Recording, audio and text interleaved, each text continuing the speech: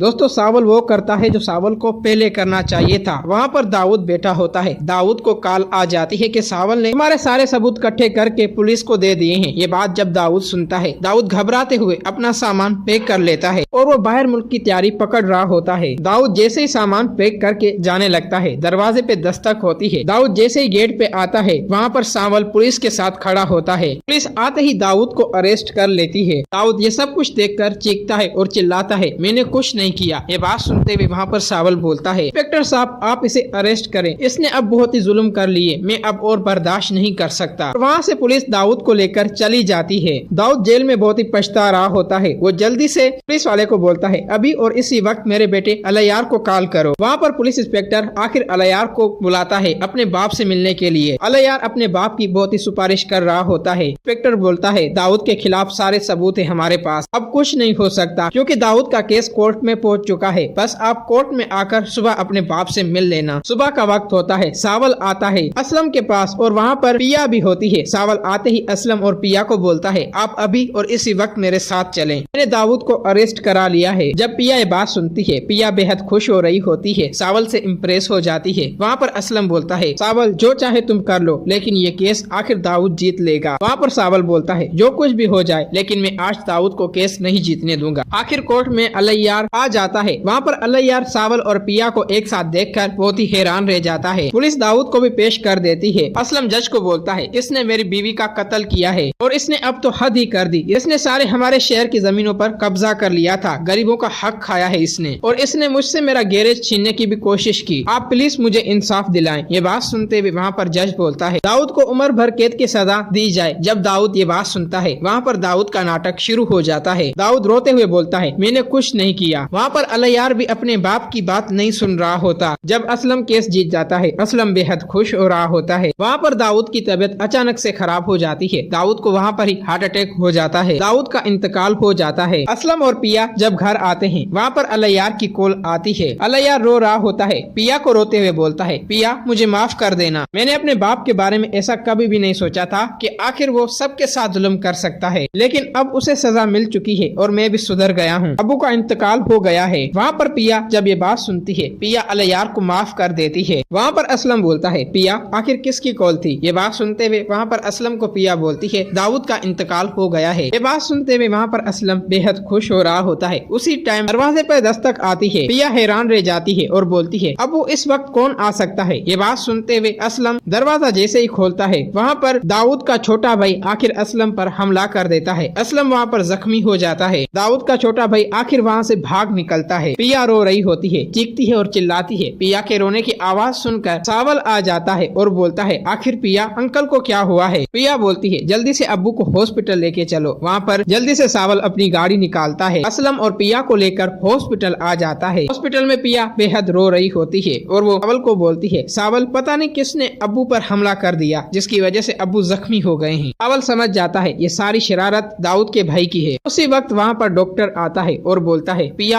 आपके अब्बू आपसे मिलना चाहते हैं और वो आप दोनों को कुछ बोलना चाहते हैं। आपके अब्बू का आखिरी वक्त है। ये बात सुनते हुए वहाँ पर पिया डर जाती है। घबराते हुए सावल के साथ असलम के रूम में आती है और बोलती है, अब्बू आखिर आप अब कैसा फील कर रहे हैं? वहाँ पर असलम बोलता है, पिया मुझे अपनी जिंदगी पर भरोसा नहीं है, मेरी ख्वाहिश है कि तुम अब सावल की हो जाओ। पिया जब ये बात सुनती है अपने बाप की, उसे बोलती है, मैं सावल से शादी करने के लिए राजी हूँ। असलम सावल को बोलता है, सावल अभी और इसी वक्त पिया से तुम निकाह करो। ये बात सुनते हुए वहाँ पर सावल बोलता है, असलम साहब जैसी आपकी मर्जी। सावल जल्दी से अपनी मोबाइल निकालता है, टीपू को कॉल करता है और बोलता है, टीपू अभी और इसी वक्त हॉस्पिटल में मौलवी साहब के साथ आ जाओ क्योंकि आज पिया और मेरा निकाह है। जब टीपू ये बात सुनता है, टीपू बेहद खुश हो रहा होता है। टीपू मौलवी के साथ आ जाता है। वहाँ पर आखिर असलम के सामने पिया और सावल का निकाह हो जाता है। ये सब कुछ देखकर असलम साहब बेहद खुश हो रहे होते हैं। कुछ ही देर बाद वहाँ पर डॉक्टर आता है। असलम साहब अब आप खतरे से बाहर हैं, आप घर जा सकते हैं। जब सावल और पिया ये बात सुनते हैं, वो बेहद खुश हो रहे होते हैं। दोस्तों अगर आप लोगों को ये वीडियो अच्छी लगी है तो इस वीडियो को लाइक करें।